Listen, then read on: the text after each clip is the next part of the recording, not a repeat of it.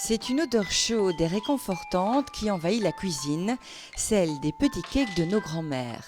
Mais pour Émilie, l'imaginative gourmande, tout cela reste un peu ennuyeux. Il manque une touche de féerie. Alors, elle réinvente ces gâteaux que l'on appelle cupcakes avec une palette de saveurs et d'ingrédients plutôt irrésistibles. Et je faisais beaucoup de muffins, je fais plein de pâtisseries. Et en fait, c'est vrai que les muffins étaient déjà sympas, un peu petits et ronds qu'on peut emporter partout avec soi. Et puis les cupcakes, ce qui est terrible, c'est les couleurs, le côté super créatif où justement on peut faire ce qu'on veut en fonction de ce qu'on aime. Et donc voilà, au fur et à mesure, je suis passée du muffin au cupcake. Au départ, pas trop convaincue parce que c'est souvent très très sucré, très chargé et tout. Et donc le défi, c'était justement de les transformer à ma façon et d'en faire un truc qui reste quand même léger, mais qui part dans tous les sens au niveau créatif pour les couleurs, les goûts, les associations de textures et tout ça. C'est gay.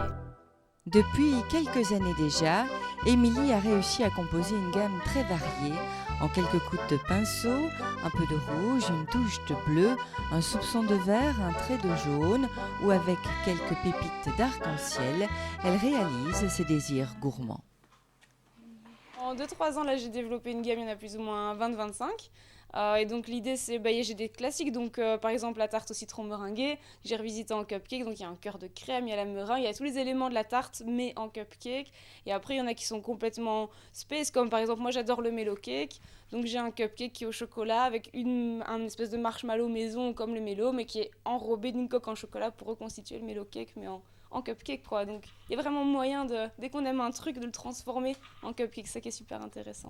Tu as une formation ou c'est vraiment par gourmandise et avec un certain talent naturel que tu arrives à ça? C'est gentil.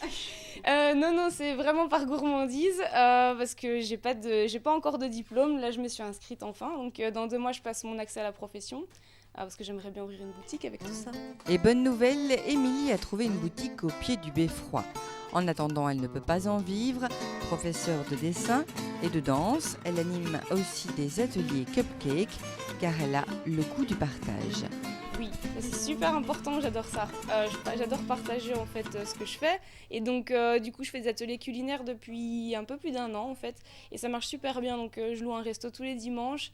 Et les ateliers sont remplis, c'est assez hallucinant de voir à quel point les places s'arrachent. Ça me fait hyper chaud au cœur. Et donc j'apprends à faire des cupcakes, des macarons, des gâteaux, tout ce qui est décoration de cake design, etc. Donc je développe le plus possible pour justement montrer un petit peu tous mes trucs et que les gens puissent les refaire après à la maison quoi. Dans la famille Coppens, on connaissait déjà le père qui jongle avec les mots. Voici donc la génération suivante qui aime les jeux de saveurs. Et un cupcake spécial Bruno, ça donnerait quoi? Je ferai un cupcake à la banane.